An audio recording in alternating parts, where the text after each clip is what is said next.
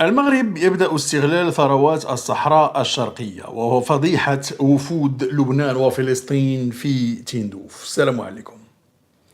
أولا غادي نبداو بواحد الخبر اللي هو صار اللي كيخص المملكة المغربية. وطبعا بين قوسين قبل نقولوا لأنه عارف غادي تكون واحد ردود الأفعال ديال واحد الفئة من الإخوان، أصحاب اللي أش غنستافد أنا. يعني المسألة كيقولوها البعض، طبعا كل واحد حقه يعبر على رأيه بالطريقة اللي بغا ويتفق وما يتفقش. طبعا احنا في إطار حرية شخصية، ولكن غير باش نوضحوا بعض الأمور اللي سمحتوا، لأنه بعض المرات لما كنهضروا على بعض الأمور اللي عندها علاقة بالمملكة المغربية ولا بعض الاكتشافات تيقولوا اش غنربح أنا. هضرنا على الملاعب اش غنربح أنا، هضرنا على اش غنربح أنا، درنا سكك حديدية اش غنربح أنا، هو خصو الربح ديالو هو شخصيا. وهذا الأمر اللي غنعاودو نرجعوا ليه. الخبر الصار هو أن شركة آيا جولد أند سيلفر المسجلة في بورصة تورونتو بكندا تعلن عن اكتشاف مهم جدا: كميات مذهلة من الذهب عالي الجودة والفضة والزنك والرصاص والنحاس على الحدود مع الجزائر. يعني في صحراءنا الشرقية، في مناطقنا الشرقية على الحدود مع الجزائر. هذا المشروع اللي كيتسمى مشروع متعدد المناجم بمنجم بومدين التابع لإقليم الرشيدية. بيني وبينك ما تسموه بومدين، بيني وبينك أنا بعد الحاجة الوحيدة اللي ما عجبانيش في هادشي كامل بصراحة هي الكلمة ديال بومدين. هاد التسمية ديال بومدين مع كامل احترامي وتقديري للناس، لأن بومدين ما طبعا هي سمية وعندنا حتى المغاربة سميتهم بومدين خصوصا في النواحي الشرقية، ولكن كنعرفوا أنه ولات سامبول ديال هذا الخير، هذا المقبور بوخروبة لعنه الله. داكشي علاش هاد التسمية هي الحاجة الوحيدة اللي ما عجبانيش، وكنعتذر للناس اللي سميتهم بومدين لأنه لا علاقة هذا بالموضوع، غير تنقول لك اشنو تصورت والسلام، ومع كامل تقديري واحترامي واعتزازي بالإخوة المغاربة، ولا حتى مغاربة ماشي مغاربة كاع، ولكن عندهم الاسم، ولكن الناس اللي ما معادين لا مغرب لا والو. لكن المهم هذا المشروع متعدد المناجم سميتو بومدين تابع لإقليم الرشيدية. مباشرة من بعد هذا الخبر هذا غترتفع الأسهم ديال هذه الشركة في البورصة ديال تورونتو بحوالي 8%، لأن إدارة الشركة هضرات على واحد الكميات جد مهمة ومذهلة من هذه المعادن اللي هضرنا عليها، لكنها قالت أن هناك مؤشرات على وجود مناجم تحت أرضية أخرى بموارد طبيعية هائلة ومذهلة. كنهضروا على واحد الكميات اللي هي كبيرة بإذن الله. طبعا الذهب ما غنحتاجو كاع نهضروا عليه، كيهضر على راسو، الفضة كذلك، ولكن حنا كنتحدثوا هنا كذلك على الزنك والرصاص والنحاس. الآن غير الرصاص بوحدو ولا كيدخل في الصناعة ديال السيارات الكهربائية في البطاريات ديالها، وتزاد عليه الطلب وارتفع السعر ديالو بواحد الشكل كبير. يعني هذه معادن كتعتبر بين قوسين المعادن النادرة. النحاس طبعا الأهمية ديالو لا يختلف عليه اثنان، ارتفع الثمن ديالو في السوق، وكيهضروا على مؤشرات أن هناك عدة مناجم أخرى بإذن الله، مناجم باطنية، فاللهم لك الحمد. طبعا القضية اللي هضرنا عليها كيف قلت لكم الإخوان، وهذا في إطار سموه عتاب أخاوي، سموه نقاش أخاوي، ما حاشا لله واش غنفرض على شي واحد نقول له قول ولا حس، ولا ما عنديش الحق كاع نقول هذا الكلام، غير باش نهضروا. غير الإخوان اللي طبعا اللي تيشعر ملي كيسمع شي حاجة بحال هذا الشكل ولا اكتشفنا كذا ويقول لك اش غنربح أنا، اش ربحت من الفوسفات، حيت كاين واحد فيها كيهضر بالطريقة هذه. السؤال اللي خصك تطرح على نفسك باش تحاول غير توضح عندك الصورة هو ماشي تقول اش ربحت، قول كون ما كانوش عندنا هاد المعادن وهاد الثروات بصفة عامة، كون ما كانوش عندنا، ما تقولش اش ربحت، ما تسناش انهم غيجيو يدقوا عليك في الصباح المقدم انت هو في الار لاكارت هاك جوا فيه 5000 درهم ولا 10000 درهم، خلي هادشي. قول انت هاد البلاد الحمد لله اللي شوف انا غنهضر معاك على شمال افريقيا بوحدو وماشي شمال افريقيا، شتي الدول الافريقيه، الا مشيتي شفتي الدول الافريقيه والبنيه التحتيه ديالها باستثناء بعض الدول المعدود على رؤوس الاصابع، كتلقى ان البنيه التحتيه متهالكه، وكاينه دول اللي عندها ثروات اكثر منا، وكاينه دول اللي حيت ما عندهاش ثروات. اذا السؤال الاول غطرح على نفسك، لو ما كانش ديك الثروات غنكونوا، وكان ناخذ مثال بواحد الدوله ماشي كنحتقرها لان هذه حقيقه ولان عندها ظروف صعبه، هي البوروندي. البوروندي مثلا من افقر الدول ماشي في افريقيا، في العالم، لكن ما عندها لا ثروات لا والو، عندها ثروات محدوده، كيصرفوا الدوله كتصرف اكثر مما يمكن لها الدخل، الاستعمار كان يعني دار فيها ما بغى، وبقات الدوله جد متخلفه. اليوم غير باش نوضحوا هذه القضيه ونشعروا شويه بالنعمه اللي عطانا الله عز وجل، وكنقولوا ماشي نربعوا يدينا، لا مازال نزيدوا لقدام والطموح وكذا. ما تنقولكش نحبس ولا قنع بخبيز واتاي ونعس، ما كنقولش هذا الكلام، ما عمري نقول لك. قلت لك غنكون انسان منافق وحاشا الا واش ننافقك. غير اللي بغيت نقول لك هو انه نحمد الله على النعمه ونزيدوا نشوفوا القدام. لانه كنقول لك انا مثلا في البوروندي الناس راه بشحال خدامه، كاين اللي خدام 15 دولار في الشهر، 90 سنتيم في النهار، 70 سنتيم في النهار باش كيجيب بنادم ديال الفلوس في العشيه. وماشي 90 خدام في بيرو كليماتيزي، راه كيضرب ثمن العذاب الاليم. العذاب الاليم بكل ما تحمل الكلمه معناه، وكيجيب مسكين 90 سنتيم 80 سنتيم ديال الدولار في النهار، وعنده ولاد وعنده كذا. كيفاش كيدير؟ لا ما تسولنيش، لانه الهشاشه وصل واحد المستوى اللي هو متدني. فبالتالي نقولوا واحد القضيه، يعني ملي نسمعوا واحد الخير في بلادنا جا، راه طبعا راك غتستافد منه بطريقه غير مباشره. ما تقولش ما تستافدش، غتستافد بطريقه غير مباشره، اي نعم. اما ديك الاستفاده المباشره ما كايناش تقريبا حتى بلاد في العالم كديرها. حتى بلاد ما كتشتي الثروات ديالو كتدق على المواطن تقول لك خذ، ماشي بهذه الطريقه هذه. على ملي غنولي عايش انا في واحد البلاد، ملي غنهضروا مثلا على الهجره، الناس كيقول انا بغيت نهاجر، انا بغيت نمشي لاوروبا، بغيت نمشي كذا. علاش باغي تمشي انت؟ بصفه عامه، ماشي كيقول ما تمشيش، غير سؤال. السؤال غيطرح عليك علاش غتمشي لبلاد الناس؟ لانك انت باغي حياه افضل، لانك باغي فرص شغل، التعليم يكون افضل، الصحه تكون افضل، الحقوق ديالك افضل. هادشي باش كيتحقق؟ راه بالموارد ديال البلاد. البلاد اللي ما عندهاش موارد ما يمكنلاش ديرها. علاش ملي كتمشي مثلا دابا للنرويج ولا كذا كتلقى عندهم مستويات اللي جد عاليه في هادشي؟ علاش؟ لان عندهم الثروه الطبيعيه، عندهم الغاز وعندهم البترول، يعني مستوى جد عالي وشاط على السكان. فبالتالي فاش كيتستثمر حتى المواطن كيقول لك اجي خذ حقك، خذ بودي تعمر البترول، لا كيعطيو الحقوق ديالو بطريقه اخرى. كتكون تعويضات، كتكون بنى تحتيه، كتكون فرص الشغل، كتكون حياه يعني مستوى معيشي مرتفع الى غير ذلك. فبالتالي هذا الخير هذا الحمد لله اللي هو تكتشف، وغادي كتكتشف مؤخرا. بدينا لقينا منجم اخر ديال الذهب، والحمد لله المغرب ولا كيركز على هذه المساله هذه، ولا كيدير اتفاقيات مع شركات عالميه من اجل اكتشاف المعادن خصوصا النادره. فاللهم لك الحمد. ايوا اسمع سيدي، عقلتي قبل ايام كنا هضرنا على، ها احنا غناخذوا مثال على هذه البلاد اللي عندها الثروات وواضحينها، الجزائر. هضرنا قبل ايام على ذاك الوفد اللي جا من حزب الله، دوك الشيوخ قال لك والعلماء وكذا وكذا. واحد كينافق ولا يهضر على المظلمه، سماها مظلمه، ولا يهضر على الحدود والحق وكذا. هو يعني زعما هو فرضا رجل دين كيفهم في المجال الديني، ولا كيفهم في المجال الدبلوماسي ولا المجال الجغرافي وكذا، ولا كيشرح كذا كذا كذا. هو ما عمره ما درس هذاك الشيء، ما عنده به حتى شي علاقه. باش نفهم اش قلت لكم واحد الكلمه عقلت وقلتها لكم. قلت لكم ودي شحال عطاهم، وقلت لك اللي ما كيتشراش بالفلوس كيتشرى بزاف ديال الفلوس. هذا المبدا عندي في الحياه، طبعا ما كيلزم حتى واحد، كنعاود نقولها، كنامن به. اللي ما كيتشراش بالفلوس كيتشرى بزاف ديال الفلوس، بوان بار. هادو راه ناس رجال دين، يعني من المفترض رجل دين خصو يكون يعني لانه اعلم يعني من باقي الخلق، يعني بالشؤون الدينيه، واقرب الى الله عز وجل وكذا، لانه فاهم احسن من الناس الاخرين. يعني واحد في واحد المجال من المفترض يكون هو اللي فاهم اكثر، ويكون انه كيخشى الله حق تقاته، يعني لانه عارف اشنو كاين، وعارف يعني القسم ديال العبادات شنو فيه.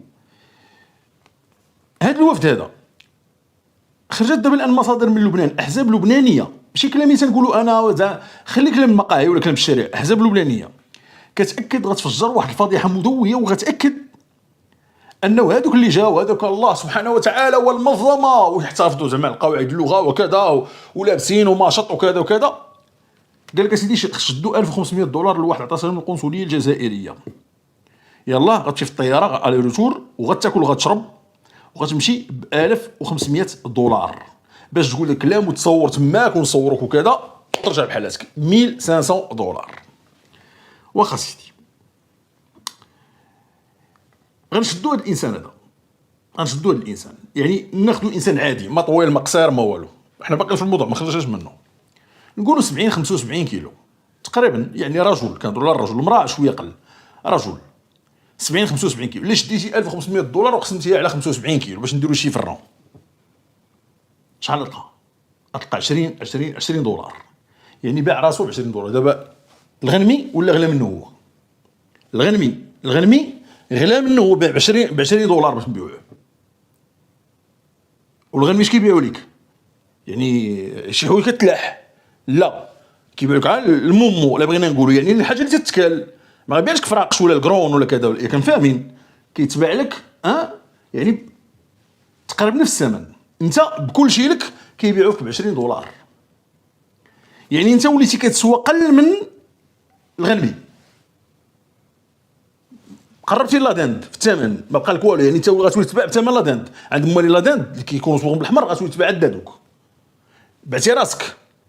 والاشكال فينا هو انت رجل دين، المشكل بعتي دينك، بعتي مبادئك، وليتي كتشهد الزور، كتشهد الزور، عرفتي شنو هي تشهد الزور وتقول هاد الكلام. الاشكال شوفوا الاخوان، هنا عندنا مشكله على مستويين ماشي مستوى واحد، عندنا مستويين. عندنا اولا انك تقول ما لا تقتنع به وان نفرض عليك، وفي نفس الوقت والثاني انك تكذب. عندك جوج المستويات. انا قلت لكم ونعاود نقول، ما بغيتش نعطي براسي المثال وندعي الفضيله ولا باش نفهموا هذه القضيه يعني كنبدا.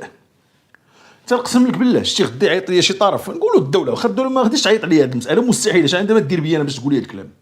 عيطوا لي يقول لي السي طارق كذا كذا، انت سيدي في القناه كتقول للناس وكذا وكذا وكذا، هكا سيدي واحد الامانه غتاخذها، ولكن غدا غتقول الصحراء مغربيه الى يرث الله والارض ومن عليها. شفتي ديك الحلقه واخا نكون محضر وغادي نهضر وغادي نقول، طبعا انا كنقولها دائما، هذيك الحلقه بدات ما غنقولش الصحراء المغربيه، ما غنقولش ليس مغربيه، لا ما نقولهاش طبعا، لان عارف ماشي ماشي مغربيه، راه مغربيه، ولكن ما غنجيش نقولها. علاش؟ لانني نقولها قناعه، هذا شيء، ودفاع عن وطني، ولانني مغربي، ولانني كنبغي بلادي بحال كاع المغاربه، ولانني غندافع على بلادي بحال كاع المغاربه، ولاني مقتنع بصحراءنا مغربيه بحال كاع المغاربه. غنقولها سبحان وعشرين، نقولها 5000 مره في النهار وما عنديش مشكل، وتبان لي ما كافياش. ولكن الاشكال الخطير هو انني تقول لي قول، تجلسني وتعمرني، دير لي كاسيطه وتقول لي قول، لا ما نقولهاش. تقول لي قول لا اله الا الله محمد رسول الله نخلصك، لا ما نقولهاش. قول الله الوطن الملك، لا والله لا قلتها، قسما برب العزه لا قلتها، واخا نكون غنقولها نرجعها من فمي وما بقيتش غنقولها.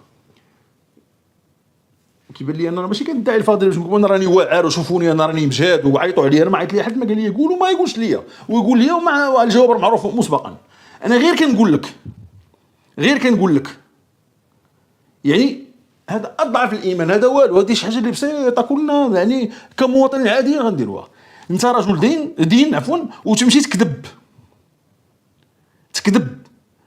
وتروج للزور، وانت واخد 1500 دولار وداير راسك انك غادي. بين الاخوان انا في ما عنديش معلومه، قلت لكم لا عطاهم الفلوس، قلت لك شحال عطاهم، وقلت لك اللي ما كيشريش فلوس كيتشرى بزاف فلوس، عطيتك استنتاج هاي ثبتت كحقيقه. دابا المشكله فين هي؟ المشكله ان قال لك فتحوا الباب على مصراعيه، بحيث انه تيقولوا لاي واحد فيهم ولا كتعرف شي صاحبك شي فقيه يجيبوا معاك، داكشي ديال تسويق الهرم، يعرفوا لك التسويق الشبكي ولا مع الهرم اللي كيسميوه، جيب وغدا تخلص عليهم وتاخذ لا كوميسيون، كيبدا بنادم يجيب حتى كيولي غارق في الحبس، حتى كيلقى راسو دخل عباد الله والدوله مرزقهم وما في راسو ما يتعاود، حتى ولى هو مجرور بحال هكاك. كتعرف اي واحد شيخ ولا عنده عمامه ولا تجي معاه الصوره ولا جيبو تا هو، اي واحد جا غير كيبغي ياخذ 1500 دولار. حنا غنرجعوا للموارد وكذا. هاد الفلوس منين معطيه؟ شكون عطينا الكابراناس. منين جابوهم الكابراناس هاد الفلوس ديالهم؟ ورثوهم؟ جابوهم معاه؟ منين جاو؟ هادو ماخوذين من الخزينه ديال الدوله. ولاش كون غير خديتيهم كتحقق بهم شي انجاز، كون كتصوب بهم شي بنى تحتيه، حنا رجعنا للبنى التحتيه، كدير بهم شي حاجه كتحل المشاكل والازمات اللي كاين عند الشعب الجزائري، تجي معاك هي من حقك، هذا هو الدور ديالك. انت كمسؤول كتاخذ الاموال ديال الشعب كتصرف فيها، لانك انت مؤتمن على تلك الاموال. واخذهم الشعب يوقف يشد الصف مع 4 ولا 5 ديال الصباح، وخارجه نساء بوحدها ودراري باقيين صغار خارجين كيقلبوا مساكن تماك في البرد ولا في الصهد ولا الشتا ولا بغا يكون كيتسنى في الحليب، وهادو باش يكذب يقول لك الصحراء الغربيه وكذا، اعطيه 1500 دولار لواحد. ودابا راه قال لك جاي واحد وفود اخرى قريبا جايه دايرين معاهم، غنشوفوهم قريبا، جايين من الحوثيين وحدين اخرين من الفصائل العراقيه، بعض الفصائل العراقيه كنعاود نقولها باش من حتى كذلك هنا لبنان ولا فلسطين ولا سوريا، احنا هذا الامر ما لصقناش في لبنان ولا فلسطين ولا سوريا، لا حاشا لله، هذه فصائل، هذه جهات باش ما نغلطوش. احنا ما بغيناش نفتحوا الجبهات نقولوا لا العراق دارت كذا، لا، دول اللي صديقه وشقيقه. كذلك هي جهه فصائل عراقيه، واحد الناس منين من العراق، وهذا لا يمس بعلاقتنا الطيبه بالشعب العراقي الطيب اللي كانوا الجنوب كامل التحيه والموده والتقدير باش ما نغلطوش. جايين دابا باش يروجوا للطرح الانفصالي، وهاد الصوار لاش تزاد؟ جا من بعد القرار مجلس الامن، القرار 27 97 باش زعما نوفر يتفادوا اغلاق الملف. لان عطاف شفنا كيفاش تفتح الامم المتحده الامانه العامه ديالها خرجت البارح، خرجت القرار ونشرته لان كانت فيه مغالطات، كانوا لاعبين على الشعب الجزائري وعلى الراي العام بالمغالطات. تقول لك طرفي النزاع هما شرحوها، يعني في الامانه العامه للامم المتحده نشرت الامر بسته ديال اللغات، منهم اللغه العربيه، لان كيف قلنا ونعاودوا نقولوها بزاف ديال اللغات ما كتفرقش ما بين المثنى والجمع، ما فيهاش فرق بين المثنى والجمع، لكن اللغه العربيه الحمد لله فيها المساله هذه، المثنى ماشي هو الجمع. ومن من اللغات اللي تستخدمت هي اللغه العربيه، وحبست هذا اللبس. مشاو التاجئوا لهذا الصمام الامان، هو زيطه وزنبليطه وجيب هادو اللي قال لك شيوخ وقال لك رجال دين. دابا بالله عليك هادو راه فيهم وحدين اللي مفتين. واش واحد مفتي كيفاش؟ شنو هو المفتي؟ المفتي شنو الدور؟ عرفتي شنو هو المفتي ولا ما عرفتيش؟ عرفتي المسؤوليه على المفتي؟ المفتي راه واخا يحطوا السيف غيقطعوا ليه راسو ما يقدرش يقول كلام ما كاينش، لانه راه المشكله راك كتخلق واحد السنه سيئه، واحد السنه خبيثه، كتقنع الناس بحوايج اللي ما كايناش وكيمشيو. تقدر تمشي على اجيال، تقدر تمشي على 20 30 جيل، الله اعلم. قال الشيخ الفلاني، حنا ما غاديش على السلف الصالح اليوم، على ما غاديش على ما قام به الصحابه، على ماشي اليوم تنقول لك، تنقولوا بنا يعني كمسلمين الحمد لله السيره ديالنا تنقولوا خصنا نفعلوا كذا لان ورد عن الصحابي الجليل رضي الله عنه فلان والفلان، ما كنديروهاش وهادشي اللي كاين. فالفقهاء هذه اصول الفقه، هادو كيجيو وعندهم اصول الفقه وكيشرعوا، وفي اخر المطاف شوف الكارثه وشوف المصيبه، ومستخدمين كرجال دين باش يضغطوا المشاعر ديال الشعب. المشكله هو انه الخبر صدم النظام الجزائري، ما كانش كيتوقع انه غيتسرب، وهو تسرب من عند احزاب لبنانيه. والمضحك هو انه السفاره الجزائريه ببيروت عجزت عن اصدار اي تعليق بعد هذه الضجه. السفاره خصها تخرج تهضر تكذب، الامر ماشي حقيقه، غمقوا عليكم كذبوا عليكم، اخرجوا وكذبوا، قولوا سيدي لا هادشي ماشي بصح، قولوها. لن يستطيعوا، ما قدروش يخرجوا يقول لك لا سيدي الامر ليس حقيقه أو انه تزوير او لا، وسكتوا وتفوضوا. وكيتسنوا دابا راه كيحسبوا في الريالات باش يعطيهم هذوك اللي جايين مع الحوثيين واللي جايين مع الفصائل العراقيه. شفتي الفرق؟ ها اللي غتربح من بلادك. الحمد لله ما كنرش شي واحد، ما كنعطيو لحد، ما كنقول ليه قول، ما عمرنا شي واحد ما عطينا شي دوله قلنا قولي الصحراء المغربيه، بغى يقول الصحراء المغربيه قناعه وايمانا واحتسابا ان صح التعبير يقولها. اللي بغى يقولها باش نخلصوه، لا حنا ما كنخلصوا حتى شي واحد. الصحراء المغربيه احب من احب وكره من كره الى ان يرث الله الارض ومن عليها ولا عزاء للحاقدين. عاشت المملكه المغربيه الشريفه ولا عاش من خانها ولا غالب الا الله. كنشكركم على المتابعه، كنشكركم على وقتكم الثمين، كنتمنى الحلقه نالت اعجابكم، كانت عند حسن ظنكم ومستوى تطلعاتكم. إذا عجبتكم ما تنساوش تعطيونا لايك، شاركوا معنا في القناه، خليوا لنا تعليقاتكم، ديروا واحد شير او بارطاج من فضلكم لتعم الفكره والفائده.